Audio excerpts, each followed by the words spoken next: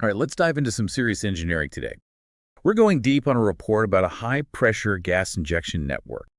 It's a critical system, but it needs regular checkups and maintenance. Exactly, and that's where this report comes in, all about analyzing the risks of internal corrosion in this network. They use some really cool tech in this report, too. They use software called PIPESIM to simulate how gas and liquids flow through the pipe. So it's like they're getting a virtual X-ray of the pipeline and seeing potential problems before they even happen. Precisely. That's one way to think about it. And one of the big things they're looking at is where water might be building up, because that can lead to corrosion. Water is the enemy. Absolutely. And the report really hones in on something called QIC, Quantitative Internal Corrosion Direct Assessment. It's a very detailed analysis to pinpoint the areas most at risk.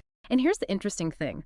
They found that only one small section of the entire network is really prone to this serious corrosion problem. Wait, so they looked at this whole massive network, and only one little spot is causing trouble. You have to remember, they're using simulations and models here. It's not like they're physically inspecting every inch of pipe. This one section could fail in 10 years if they don't do something about it. What makes it so vulnerable? That's a great question. And to answer it, we need to understand how corrosion happens in these pipelines. So picture this. You've got some water pooling at a low spot in the pipe, right? Okay, I'm picturing it. Now, that water acts as an electrolyte. It's like a little acid bath inside the pipe. Ouch. That can't be good for the metals. What's the plan? The report suggests using something called volatile corrosion inhibitors. They're often called VCIs for short. So these VCIs, they're flowing along with the gas, heading straight for that problem area. Yeah, exactly. And when they get there, they neutralize the acid, they dissolve into the water and raise the pH level. So they're deacidifying the water. That's a good way to put it. But how do they figure out how much of these VCIs to use? It's a calculated process, of course. They recommend continuous injection of VCIs at each source and compressor station, something like 0.15 gallons of VCI per million cubic feet of gas per day. Why is only one section at risk? That's where things get really interesting. OLGA-S shows that even with the VCIs, this one section is still holding on to a lot of water, like 16.7 barrels. Wow, that is a lot. Why is this one section different from all the others? So we're zeroing in on that problem area, the one section of the network that's causing all the concern. The report digs deep into every pipeline segment, looking at things like length, diameter, the pressure, even the gas flow rate and how fast it's moving through. But the most important part is how much water is sitting in each section. Because that water is what's driving the corrosion.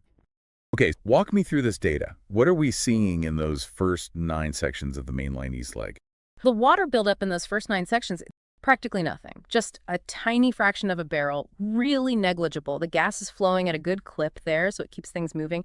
Doesn't give the water much chance to hang around. But then we get to section 10, and boom, 16.7 barrels of water just sitting there. It is, and that's why it's the star of the show for this assessment. It all comes back to that stagnant water. That's what's fueling the corrosion. It's important to remember these systems are complex. There's rarely one single cause for these kinds of issues. Okay, that makes sense. So back to the solution. We've talked about those VCIs, the corrosion inhibitors. They can neutralize the acid, but can they actually stop the water from building up in the first place? That's a great question, and it gets to the heart of what VCIs are designed to do. They're a mitigation strategy. They deal with the consequences of a problem, but they don't necessarily solve the root cause. They're great at protecting the metal from corrosion, but they don't actually stop the water from pooling there in the first place. What else could they do? They could look at adjusting the operating pressures or temperatures. Remember, the report used that flow correlation, OLGA-S, to model how the gas and liquids behave. So maybe there's a sweet spot in the operating conditions that keeps the water from condensing as much. So by tweaking the pressure or temperature, they could actually stop the water from forming in the first place. Exactly. And that's why these modeling tools are so powerful. They let engineers test out all these what-ifs and fine-tune the system. This is really fascinating stuff. We started by talking about a potential disaster, and now we're brainstorming ways to make the system even better. And that's what pipeline integrity is all about. Analyzing, adapting, and always improving to make sure these resources are transported safely and efficiently. Okay, we've covered a lot. We know what the problem is, we understand the science behind it, and we've even come up with some potential fixes. But for our listener, what's the takeaway here? It's all about finding the right tool for the job. So it's not just a matter of throwing any old VCI in there and hoping for the best. They have to choose carefully based on what's going on in that pipeline and what kind of corrosion they're facing. Exactly. It's a precise process, but it's crucial to making sure the mitigation strategy actually works. This has been a really interesting deep dive. We've learned so much about pipeline integrity, how corrosion works, and all the innovative things they're doing to protect these systems. It's been a pleasure chatting about this with you, and I hope our listeners got a good glimpse into the world of pipeline engineering. Me too. And to wrap things up, I want to leave our listener with a question to ponder. We know the report is really focused on using VCIs to fix this problem. But what if, instead of just treating the corrosion, we could somehow change the system itself to stop the water from building up in the first place?